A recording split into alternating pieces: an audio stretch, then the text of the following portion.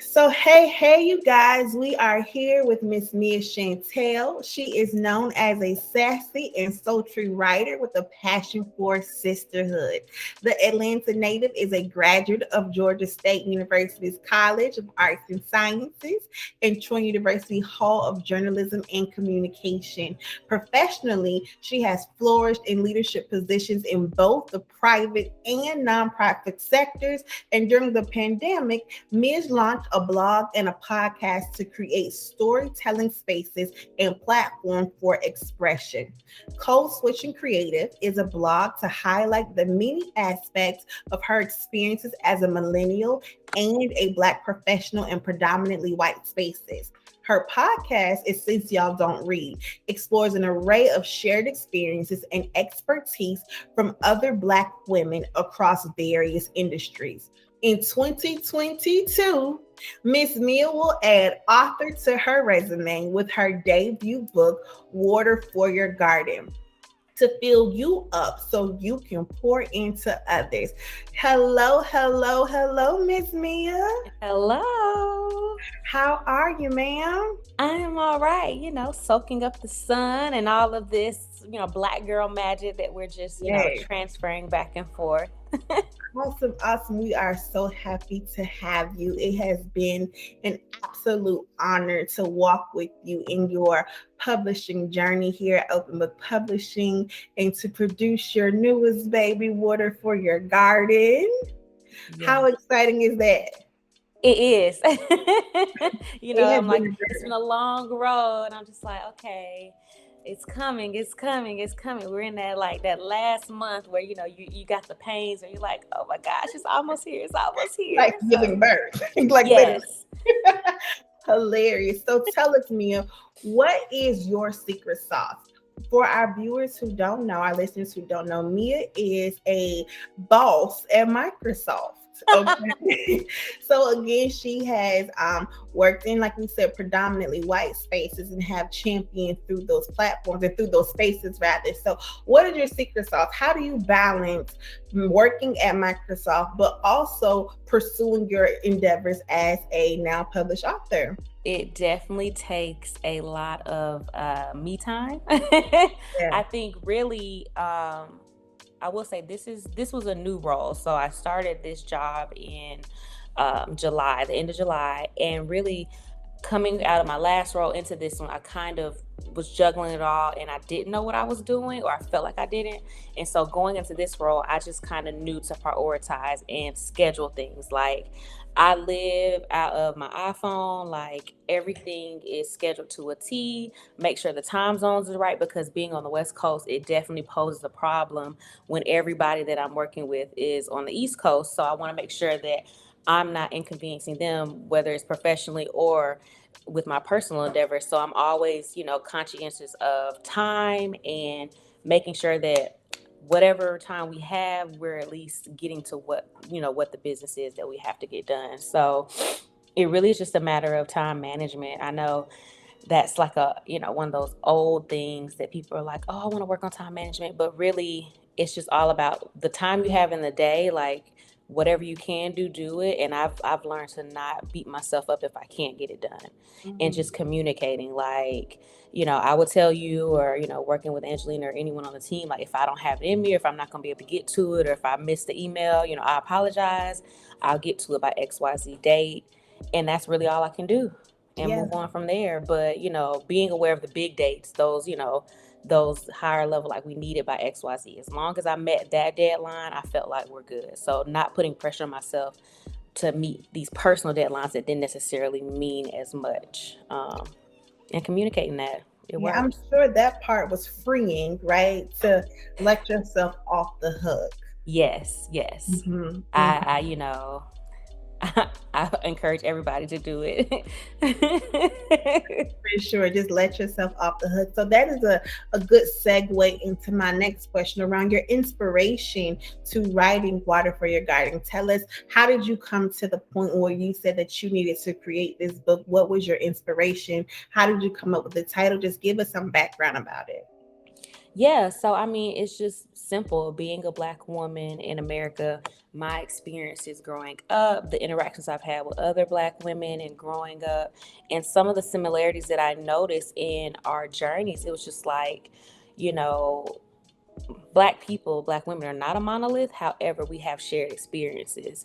And when you look at some of the traumas behind our stories or down our through our journey, it's just important that we not be so, I guess, secretive about it. Like, you don't necessarily have to tell your whole life story, every time you meet somebody, but being able to share, like, oh, I've been through that, or, it's okay if you had to do that, but here's how I did it. That could be the step that helps somebody going through it the next time to not make the same mistakes, or at least just to have the awareness and the discernment to know, like, okay, I know someone that's been through this, she could guide me through this so that I don't, make the same missteps, or I learned the lesson a lot faster.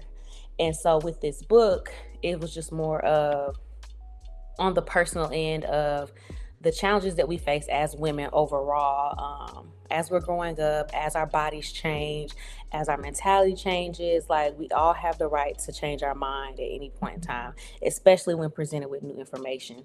And so it's just kind of like embracing those changes and then communicating it to each other.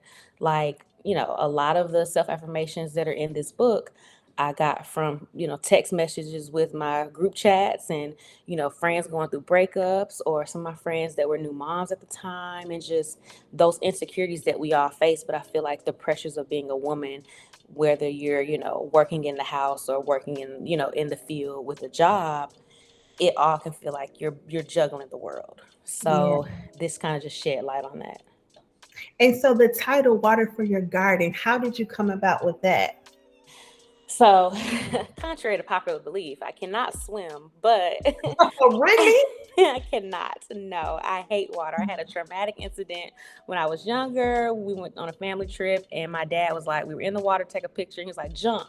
And we all jumped, and the water swept me under, and I ended up on the other side of the beach. And so, Oh, since then, my relationship with the water on the earth has been tumultuous. However, I do feel like water is important. yeah. Water is like the essence of life, just like women are the essence of life. We create life. We can, bring you into the world, we can take you out. Yes, ma'am. So, it's just, I felt like we have to, as women, nurture our gardens. That is our mind, that is our bodies, that is our spirituality, that is the energies around us. Like, that is the ecosystem that we all walk and carry with us. And so it's just, to me, it made sense. What, 80% of the world is made of water, so it's like you need that. Just like you have to drink water to, keep your skin vibrant and keep yourself going, water is essential. So, water for your garden, you as that garden is essential. And so, these words are that water to pour into yourself whenever you need it, whenever you're down, or when you just want to reflect, like, where you are in your journey. Those messages might not be the same, but you know where you were when you used to have to say those words over and over. For sure, for sure. And you have kind of like coined it by saying it is a collection of affirmations to fill up your cup so you can pour into others. And Yes. I know that you have been predominantly focused on women in the workplace. So, what type of cup feeling do they need to be able to pour out into others? Talk about that a little. I mean, I think it varies depending on the woman, but I think the pillars are all the same. Motherhood is, a big factor. I'm not a mother, however, I feel like in the workplace, when I worked at a university, I feel like I mothered my students at times. Whether I was the auntie or not, I was that maternal figure that they could come to for advice or whatever. Or the fact that, I don't have kids, my experience in the professional setting is different from my colleagues that did.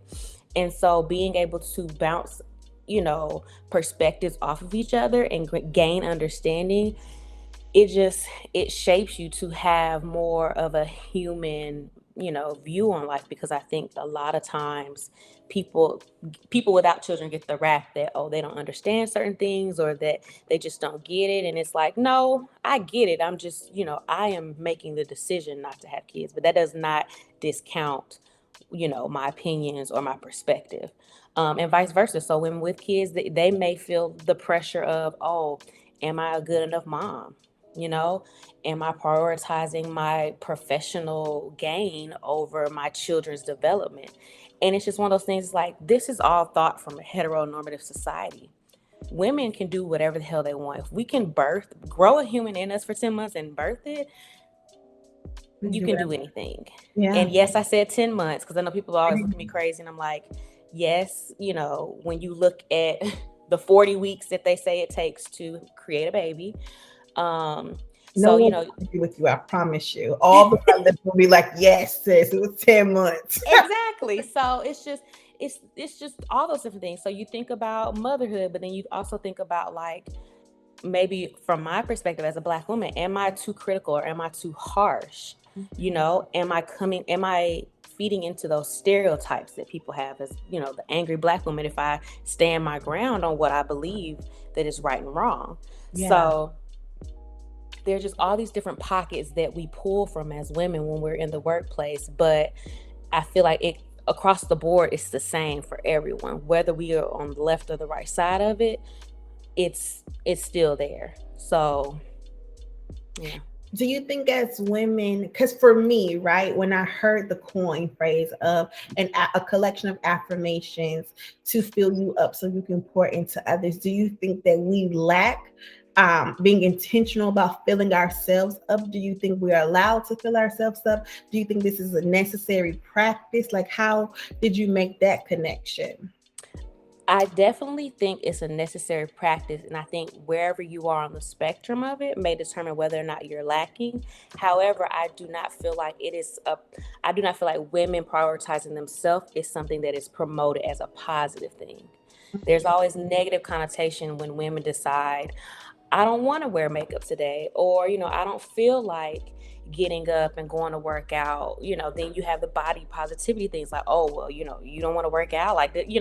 I feel like there's always pushback when women decide to take a day for themselves, whatever that day looks like, or whatever that thing that they do. It's like, oh, you're spending, three digits on your hair. Like, you could save money. And it's like, okay, but if that's what I do for me, that is what I choose to invest in. If I decide I like nice bags, that is what I'd invest in for me. But it always seems like there's negative connotations behind a woman choosing herself or prioritizing herself. And sometimes people don't realize it. We take on so much, especially when you're a mother or you're a caretaker, or, you're the only girl of a house full of men. We naturally, as these maternal figures, whether we have a maternal bone in our body or not, we naturally just gravitate to wanting to make sure everything is all right for everyone else, putting ourselves last because we were taught that that's how you're supposed to do things. Yeah. But who's to say that that's right?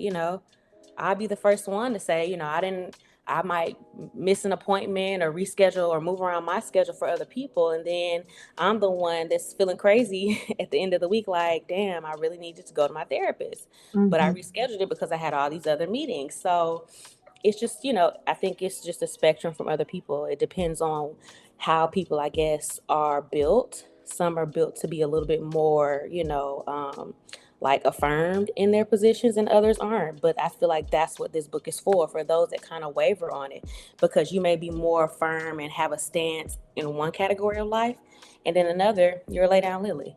So it just really, it varies, but I don't feel like it's right or wrong. I just think it's where you are in life, and those decisions, it's a matter of being okay with saying, all right, I may not be as good at saying no to people, but I'm working on it, acknowledging it and being like, this is going to be for me. And I'm not going to apologize for wanting to grow and put effort into my growth. For sure. It starts with, with the book or with your affirmations and, promoting yourself from in outward. 100%. I definitely could see how we need to humanize womanhood. Yes. because I think that everyone, man, woman, boy, or girl, they really need to pause sometime. And it needs to be okay to not be a workaholic, whether that is professionally or personally, regardless of the project, regardless of the relationship. I think that we all need to be very much more intentional about checking inward. Yeah. And I don't think that anyone does as a society, but I definitely think that women have been socialized that their identity is connected to what they can do for other. Yes. And so Agreed. when you don't do something for other, then what are you? And it's almost Right. this good or bad type of thing. So I appreciate what you have done to kind of support women in just those 5 minutes that you took back. You claimed your time, sis. Yeah. Even if it's just 5 minutes, that's your time. And you have given us permission to do that. So I celebrate you, ma'am, for Yeah. that.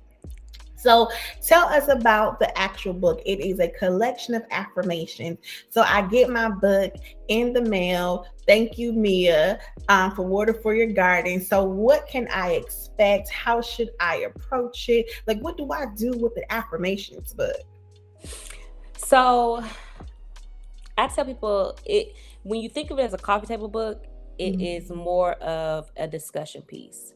So just like you have, a coffee table book from Rihanna or from Virgil Abloh, like the whole point of it is to start a conversation. So when you have it out or when you pull it out, just like you would put out your yearbook from high school, you want to start a conversation. Like, okay, you know, I know this girl, she made this really cool book. It's a book of affirmations and illustrations. And, I really appreciate the thought behind it. But how can we move the meter on what her goal is for it? And so from that, it's just a matter of just, having, opening that dialogue for whatever the topic is. But then also just having a piece of me that I hope people would feel like is a positive contribution to their life. Mhm. Because, I think when we started this project, I talked about impact. Like, I just want to have an impact well beyond my years, and if doing that in this form is one way, then I welcome it, because the book will surely outlive me, and hopefully grow beyond what I have seen for it. And so I just feel like it's one of those things. If you have a daughter, if you have a niece, like, it could be something. If you're the auntie or if you're the mama or if you're the cousin, have it at your house, you can open it up and you can read it with them. Mhm. That is something that you start those messages early, because the earlier you start it, the less taboo it is, but then also the earlier they have their minds going to think about it, and you can have those discussions about it. So essentially, I just feel like it's a conversation starter for girls of all ages, but then also just for people in general that are, willing to move the meter on women's rights, and just, women as a whole and what they are able to do for the culture. And affirmations I find to be very important. I think it's important to affirm yourself and to get into the habit of that, because it sets your day. I think that you have what you speak. And I think that you could create your whole life based upon the words that you use. So the fact that you are now gifting people with words that they could structure their lives about and then manifest what they want and how they want to live, I think it's very powerful, Yeah. incredibly powerful. So you have the book segmented into three parts. Hmm. It's mind, body, and soul. How did we come up with that? Or what was the intention around that? The intention around it is really to the set of affirmations in each section is really to help build each of those areas. So whether it's building your mind, building your discernment, building your intuition, trusting, knowing to trust your gut, building your body as far as like body positivity and self-love when it comes from who you are and what you look like at every shape, every size, every skin color, appreciating all those little things about you, from your freckles to your frown lines, like all of it. And then um soul is really one of those things. It's that spiritual journey. Everybody's spiritual journey is different. Everyone has different beliefs. However, intrinsically, we all know that we are here for a limited amount of time. So Yeah. capitalizing on what we're here to do in the world and appreciating the journey for what it is, good and bad, because it's not always sunshine and rainbows, and understanding that even in those dark times, the light will soon come. That is kind of where each of them is centered around, to make a woman whole or to make a person whole. So that's why it's mind, body, spirit, because as a whole, you need somewhat of a balance for this to be or not be a successful life, but be intentional in however you're moving. 100%. 100%. Well, I am excited, ma'am, for Water for Your Garden dropping February 2022.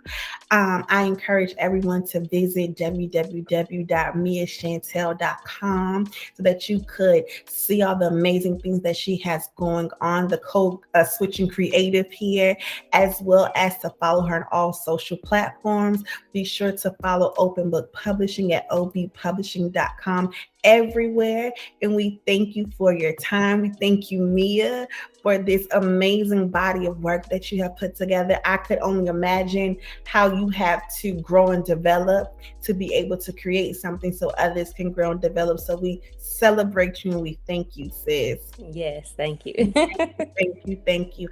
All right, y'all. Y'all be well. Bye. Yes, bye.